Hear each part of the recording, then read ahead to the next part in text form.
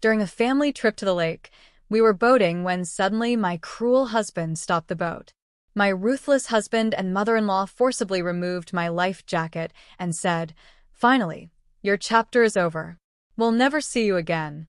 They both pushed me into the lake and left me to die as they moved away. However, I survived bravely and saved my life. The very next day, I returned and gave them a shocking surprise when they woke up.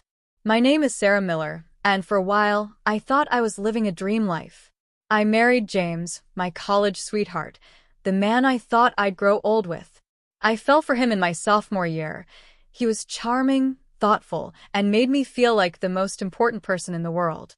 After graduation, we decided to take the next step and got married. I couldn't have been happier.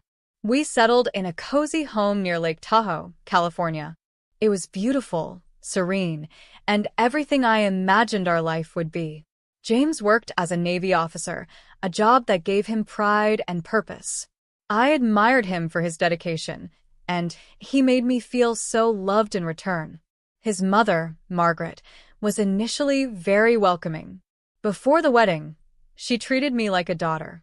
She would compliment me, share family recipes, and even give me advice about married life. I remember thinking how lucky I was to have such a supportive mother-in-law. But as I was about to learn, appearances can be deceiving. The first year of marriage was blissful. James would come home and talk to me about his day, and we'd plan little outings by the lake on weekends. We both loved boating, and those trips felt like an escape from the world. Margaret would visit occasionally, and she seemed genuinely happy for us. Life felt perfect. But things started to change in the second year of our marriage. It began with subtle comments from Margaret. "Sarah, when are you planning to make me a grandmother?" she'd ask, her tone light but insistent. At first, I laughed it off. "Whenever the time is right, Margaret. We're just enjoying our time together for now." But her remarks became more frequent, and James started echoing them. What was once a casual conversation became a pointed demand. They told me I needed to focus on starting a family, that it was my duty as a wife. I explained that these things couldn't be forced, but they wouldn't listen. "You've got 3 months, Sarah," Margaret finally said one evening, her voice cold. "If you're not pregnant by then, we'll have to reevaluate your place in this family." I couldn't believe what I was hearing. James sat silently, avoiding my eyes, as though he agreed with her. I felt like my entire world was shifting beneath me. I loved James deeply and wanted to have children with him someday, but this pressure, this ultimatum, it was suffocating. As I tried to process their growing hostility, I noticed other changes in James. He became distant. The man who once showered me with affection now seemed preoccupied, distracted. I chalked it up to stress from his job, but something in my gut told me it was more than that. Margaret, too, began acting colder toward me. She stopped visiting as often, and, when she did, her warmth was gone. She would criticize little things, how I kept the house, the meals I cooked, my appearance. It felt like I could do nothing right in her eyes. One night, I finally confronted James. "What's happening to us?" I asked, tears brimming in my eyes. "You've changed, James. You're not the man I married." He looked at me with a mix of guilt and frustration. "I'm just under a lot of pressure, Sarah. Margaret is worried about the family's future, and I don't know how to handle it." His words didn't comfort me. They only added to my unease. I started feeling like an outsider in my own marriage, and my once loving home began to feel like a prison. What I didn't know then was that James was hiding a secret, one that would shatter the life I thought we had built together. He was having an affair with Angela Harris, a wealthy businesswoman who had been financing his extravagant lifestyle behind my back. Margaret, ever the schemer, fully supported this relationship. To her, Angela was a better fit for James, richer, more influential. And, together, they were plotting to remove me from the picture entirely. But I didn't suspect any of this at the time. I was still clinging to the hope that we could fix our marriage, that this was just a rough patch. Even when Margaret's demands became crueler and James's affection grew colder, I tried to convince myself that love could conquer all. Then came the day that changed everything. James came home unusually cheerful and suggested a trip to the lake. "You've been so stressed lately," he said, flashing me a smile I hadn't seen in months. Let's go boating this weekend. Just the three of us, you, me, and Mom. I was taken aback, but cautiously hopeful. Maybe he was trying to mend things between us. Maybe this was his way of saying he still cared. I agreed, despite the nagging feeling in my gut that something was off. When the day arrived, I felt a mix of excitement and unease. Margaret, too, was uncharacteristically pleasant, even offering to pack snacks for the trip. We drove to the lake together, and for the first time in months, they seemed almost happy. I wanted to believe it was genuine, but something about their smiles felt forced, calculated. Still, I pushed those thoughts aside. I loved boating, and the idea of being out on the water was enough to lift my spirits. We rented a small boat, and James handed each of us a life jacket. "Safety first," he said with a grin. I smiled back, trying to ignore the strange tension in the air. As the boat set off, I let myself relax, focusing on the gentle waves and the warm sun on my skin. For a brief moment, I felt at peace. But that peace was short-lived. As the boat drifted into deeper waters, James and Margaret's demeanor began to shift. Their cheerful facade cracked, replaced by something darker. I couldn't shake the feeling that I was being led into a trap, but I couldn't imagine what was coming next. And then they stopped the boat. "Sarah," James said, his voice chillingly calm, "we need to talk." As the boat came to a stop in the middle of the lake, I felt an icy chill run through me. It wasn't from the water or the breeze. It was the look on James's face.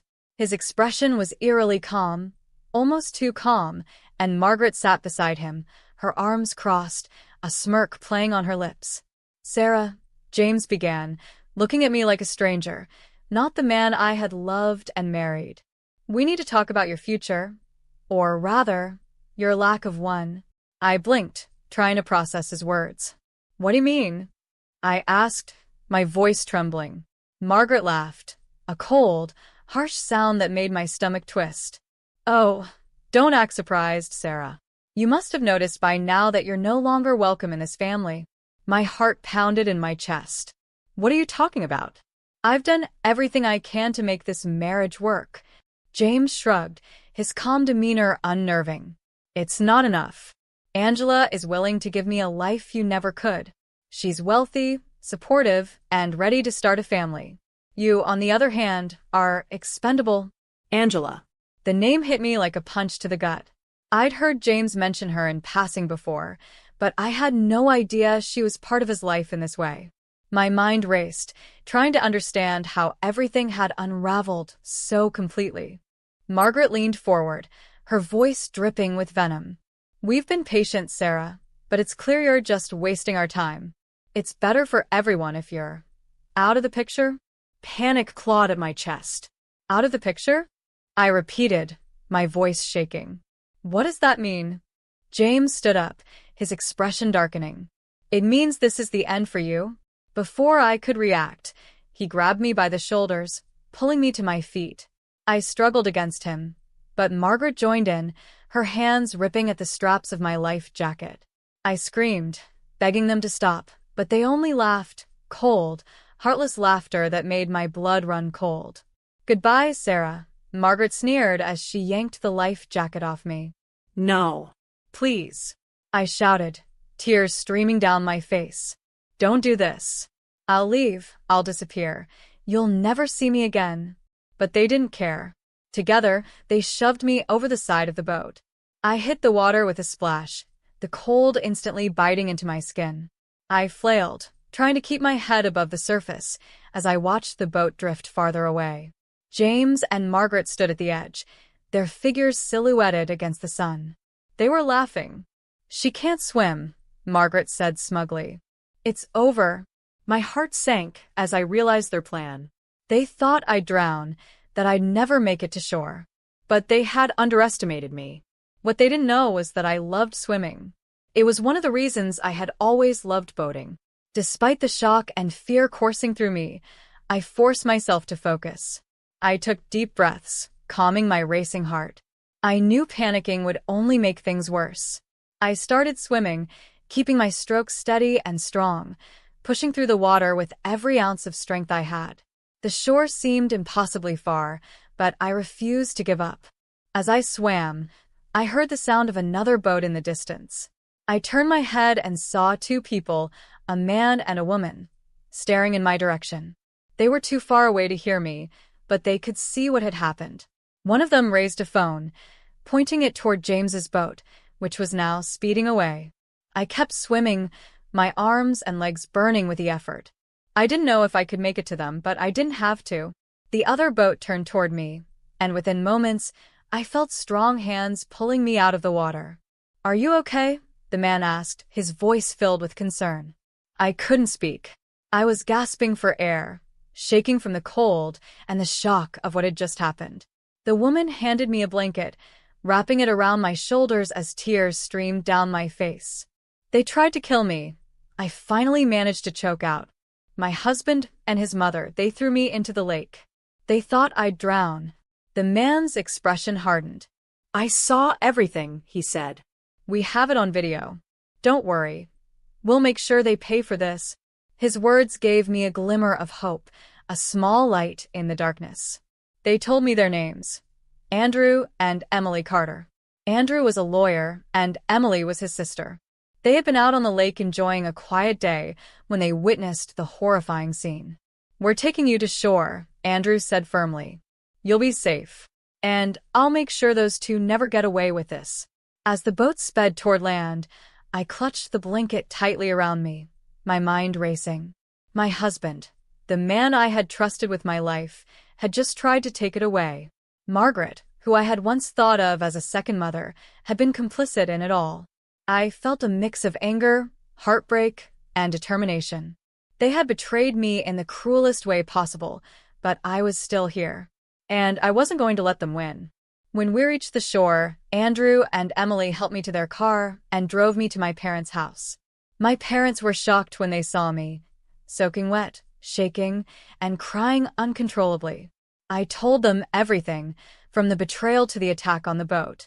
My father's face turned red with anger, while my mother hugged me tightly, sobbing into my shoulder. "We'll fight this," my father said, his voice firm. "They won't get away with what they've done." Andrew nodded. "With the video evidence we have, we can build a strong case. Justice will be served." That night, as I lay in bed, my mind kept replaying the events on the boat. The betrayal, the laughter, the coldness in their eyes. It was a nightmare I couldn't escape. But I also thought about Andrew and Emily, about the video evidence they had captured. For the first time in weeks, I felt a flicker of hope. James and Margaret had tried to destroy me, but they had failed. Now it was my turn to fight back. The morning after that horrifying night, I woke up at my parents' house, still shaken but determined. I couldn't stop thinking about the betrayal, the coldness in James's eyes, and Margaret's cruel laugh. The memories haunted me, but I wasn't going to let them win. They thought they had silenced me forever, but I was alive, and I would make sure they faced justice. Andrew Carter, the lawyer who had saved me, arrived that morning with his sister Emily. They had spent the night reviewing the video evidence and preparing a plan. Andrew's confidence gave me strength. "Sarah," he said, sitting across from me at the kitchen table, "the video we have is solid evidence. It clearly shows James and Margaret pushing you overboard, and their laughter afterward proves intent. This isn't just an accident, it's a premeditated crime." Hearing those words made my stomach turn, but I nodded. "What do we do next?" "We filed charges immediately," Andrew said. "We'll accuse them of attempted murder and conspiracy. This is a serious case, and with the evidence we have, the law is on your side." My parents supported me completely. My father, ever the protective parent, was furious.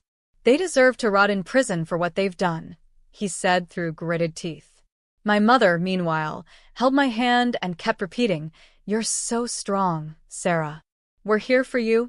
We went to the police station later that day to file the charges. Andrew accompanied us, his briefcase full of documentation and the video on a USB drive. When we explained the situation to the officers, they were horrified. The detective assigned to the case, Detective Collins, took our statements and promised swift action. "This video will make all the difference," he said. "We'll start by bringing them in for questioning." For the first time since the attack, I felt a sense of power returning to me. James and Margaret had treated me like I was disposable, but they had underestimated me. I wasn't going to hide or let fear paralyze me.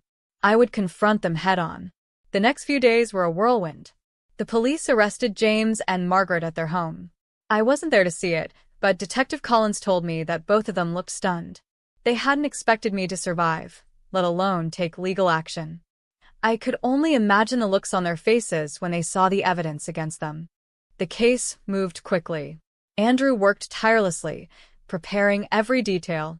He explained the legal process to me step by step, making sure I felt informed and empowered. We were charging them with attempted murder, and Andrew was confident we had a strong case. When the court date arrived, I was nervous but determined. As I walked into the courtroom, I saw James and Margaret sitting at the defendant's table. Their expressions were a mix of shock and defiance. It was clear they hadn't expected to see me alive, much less ready to testify against them. Andrew started by presenting the video evidence. The room went silent as the footage played. The sound of their laughter as they threw me overboard sent chills through everyone in the courtroom. The prosecutor pointed out how their actions were premeditated, deliberate, and heartless. James's lawyer tried to argue that it was all a misunderstanding, that they had panicked and thought I was already dead when they left the scene. But the video and my testimony painted a very different picture. The jury could see through their lies. When it was my turn to testify, I took a deep breath and spoke from the heart. I described the years of emotional abuse, the ultimatum they gave me, and how I had trusted them right up until the moment they tried to kill me. "James was the man I thought I'd spend my life with," I said, my voice trembling but steady. "And Margaret, she was like a second mother to me. But they betrayed me in the worst way possible. They tried to end my life because I didn't fit into their plans anymore. But I'm still here, and I'm here to make sure they face the consequences of their actions." The courtroom was silent as I finished. I could see the jury members exchanging glances, their expressions grim. James and Margaret avoided looking at me, their once confident demeanor crumbling. Andrew's closing argument was powerful. He emphasized the cruelty and calculation behind their actions, and how they had underestimated me. He painted a clear picture of two people who thought they were untouchable, but who had been caught red-handed. As the trial progressed, it became clear that the evidence was overwhelmingly in my favor. The video, the witness testimony from Andrew and Emily, and my own account left no room for doubt. I could see James and Margaret growing more desperate with each passing day. Finally, the jury reached a verdict: guilty on all charges. The judge sentenced both of them to life imprisonment without parole for their premeditated attempt on my life. I felt a wave of relief wash over me. Justice had been served. James and Margaret had tried to destroy me, but they had failed. They would spend the rest of their lives paying for what they had done. As I left the courtroom that day, I felt a mix of emotions: anger, sadness, and triumph. They had taken so much from me, but they hadn't taken my will to fight.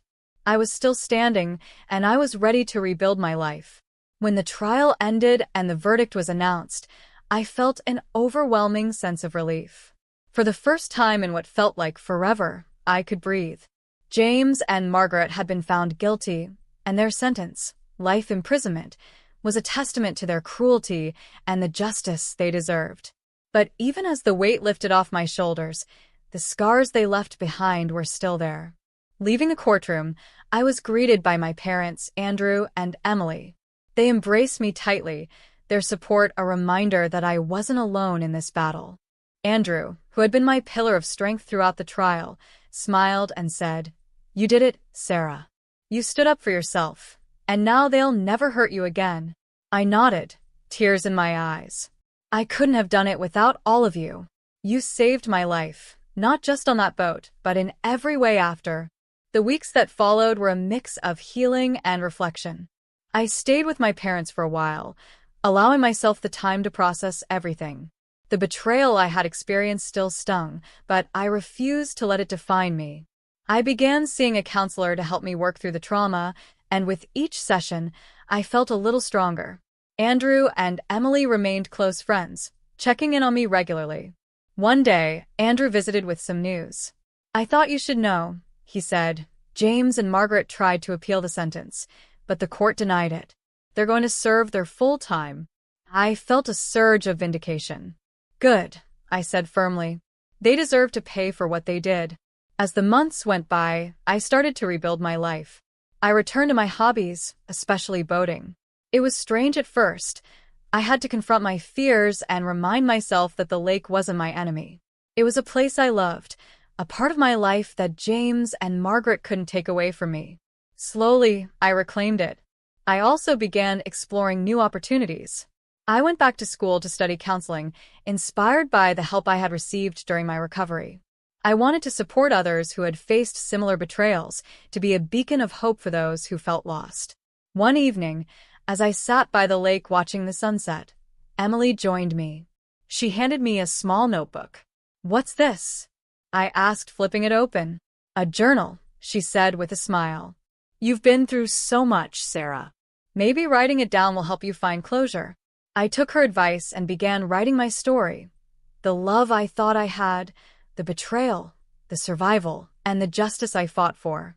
Each page felt like a step toward healing, a way to make sense of everything I had endured.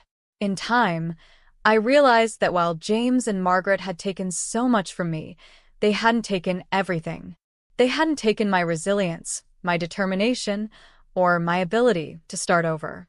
I was still standing, stronger than ever.